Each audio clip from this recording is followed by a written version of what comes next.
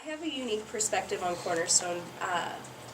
One half of that is I attended here as a student from kindergarten through 12th grade, and the other half is that I currently work as a second grade teacher in the Sioux Falls public school system. So I've seen both sides of things from the inside, the private and the public sector. The biggest thing I think Cornerstone did for me was provided me with a truly individualized educational experience. In the public schools, we strive for that, but it's not really something we can do for every child.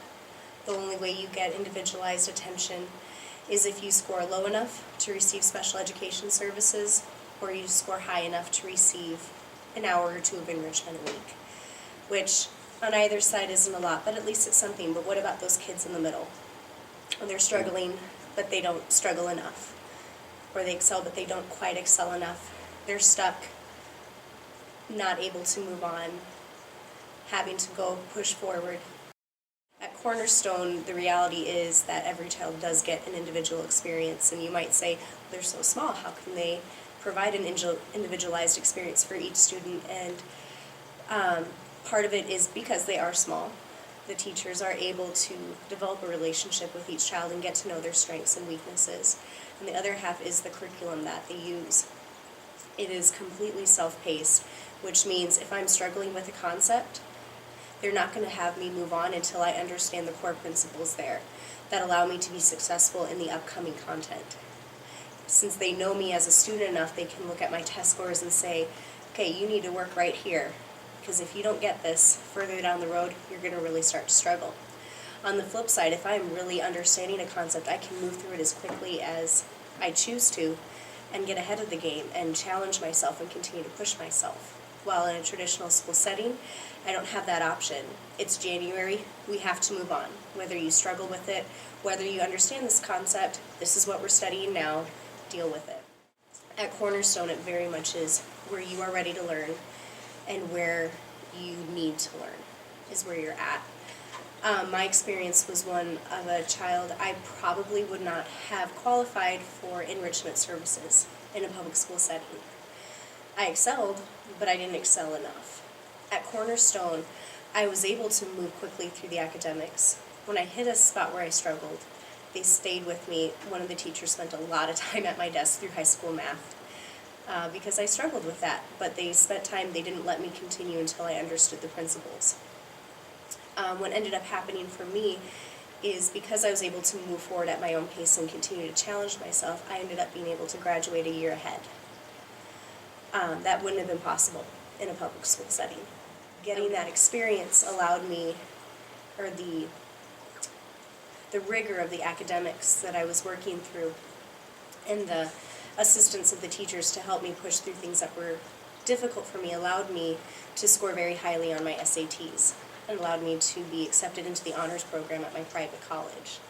The study skills that I learned going through Cornerstone, having to keep myself moving, having to take initiative, having to struggle through content and figure out what needed to happen and not being allowed to pass by it because it was too hard, those skills helped me to graduate summa cum laude at the top of my class. Without Cornerstone, I doubt I would have done as well.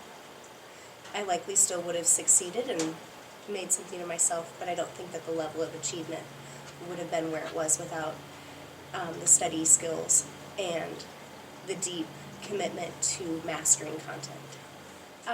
One thing I've been thinking about lately, as we just had Valentine's Day and I had the parties at school, was thinking back to the community at Cornerstone and the way holidays were like here, because you didn't just hang out with the people that were your age, you hung out with everybody of all ages and you're able to develop those relationships. And so things like Valentine's Day just stand out as some of my favorite memories still.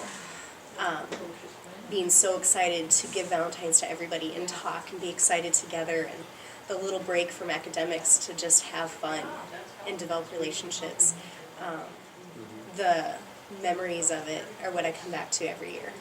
Watching my own students go through Valentine's Day, I remember what it was like here, and being excited to give them to the high schoolers and to the elementary students, whether I was that age or not, and being able to have just all kinds of friends.